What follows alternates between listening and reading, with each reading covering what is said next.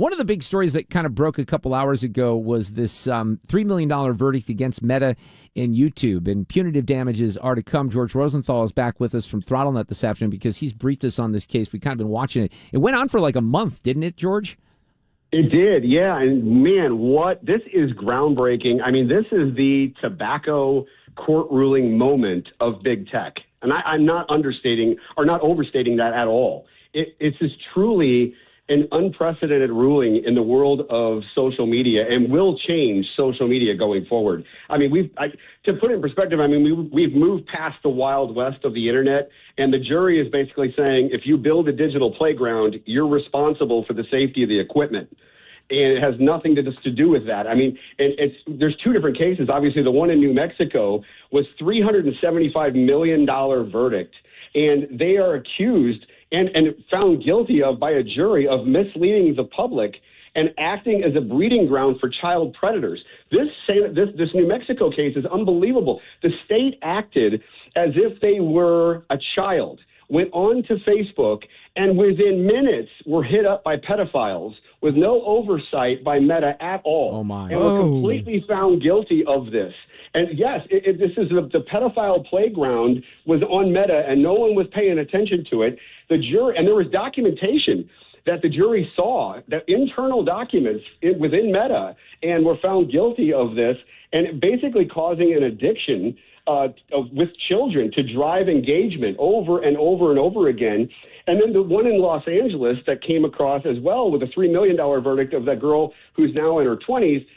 She, was depressed, fell into massive, all kinds of social anxiety and issues. And, you can say that's superficial, but the jury came back and said, no, there is documentation all over the place that proves that they knew about it. They knew that the like button, the infinite scroll, the push notifications were all driven by an algorithm to create an addiction similar to that of a slot machine.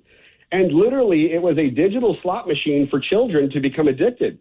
And it's unbelievable. In the past, they were guarded by the Section 230 law, okay? And this was where social media was not responsible for the content that went on their platform. Well, that's just been broken, because it has nothing to do with the content that's on the platform now. It's the algorithm, the intentional coding of the software to create addiction for those mushy-brain children that are just forming, and it's creating this whole platform where they don't know who they're talking to. The next thing you know, they're talking to a pedophile, or they spend their entire childhood with no friends in infinite scrolling and pushing like buttons. And it's been proven that they did it intentionally. So this is going to lead to a bench trial, and that's where a judge, there's no jury, a bench trial is coming up, and the judge is going to rule whether or not they have to change their algorithm and change all of their code to remove any of the hooks.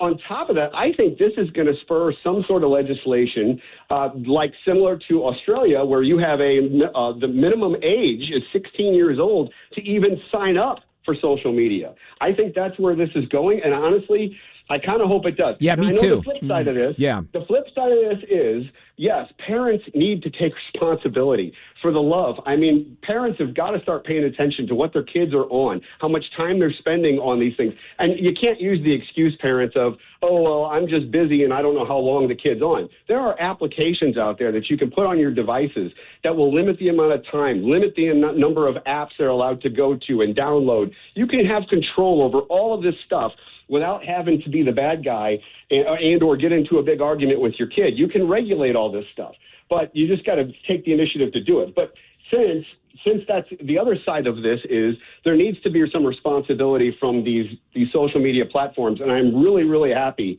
that they're going to be forced to do this. I mean, and Google was a part of this Los Angeles verdict as well. So they're responsible for 30% of the verdict, which is $900,000, and Meta's responsible for $2.1 million to pay to that girl who had the anxiety. Now, I know that's pocket change. Yeah, okay? that's like that's having $10 in my pocket when it comes to these companies, absolutely. Right? This $375 million from New Mexico and the $3 million in LA is zero to these people. They did $201 billion in revenue last year. billion. So Sue and I's jaws. We were just like, our jaws just dropped. Oh my God! Yeah, wow. so that puts it into 200 perspective. billion. Oh my God! Yeah. So look, 50 billion's not even going to hurt them. 100 billion. No, right. no, So, it's but a then joke. what happens from here? Because obviously these are some of the first cases. There's going to be other cases, and the liability is going to be there for that too. So how does this kind of end? Well, you just reminded me. There are 1,600 open cases right now that were depending on the verdict of these cases. And now that Google and Meta have been found guilty, those 1,600 cases are going to move forward. And again, it's not about the money. They'll pay the money even if they lose all those 1,600 cases. But what I think is going to come out of this is major regulation from the government, and also the ruling of this bench trial that says, look, you've got to change your algorithm and or police the fact that under 16-year-old children are on your app and platform and need to have specialized rules or sign-up policies or maybe data feed policies, or maybe you can't infinitely scroll for 5 hours at a time if you're 13 years old. Right. But here, let me ask you this, because they said in some of the reporting of this, they said this is the first time in history a jury has heard testimony by executives and seen internal documents that we believe prove these companies chose profits over children. That was one of the lawyers for the 20-year-old. So Meta says, obviously, we disagree with the verdict, but Google's response is even more interesting. They say this case misunderstands YouTube, which is a responsibly built streaming platform, not a social media site.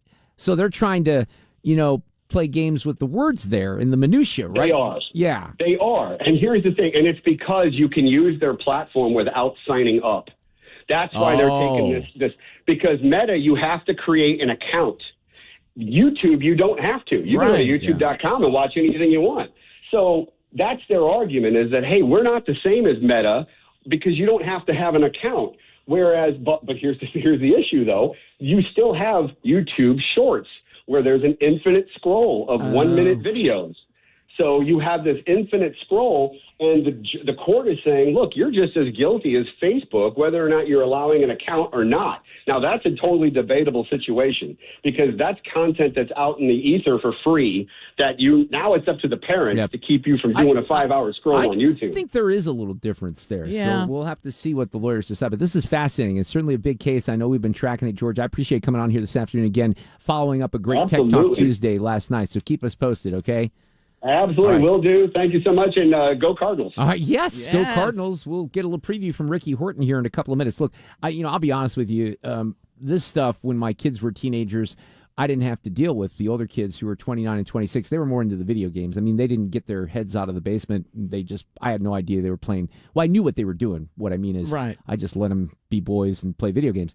They never really got into the social media stuff. Even to this day, which is kind of interesting. They're not super into social media. And the one that they are, like the son in Houston and Idris's mom, my son's girlfriend, Natalie, she's on Instagram quite a bit, which I love because I can see pictures you could see what's of the up. grandson. But look, I have a lot of fears from my daughter, and we try to have some of the things that George is referring to. You limit screen time.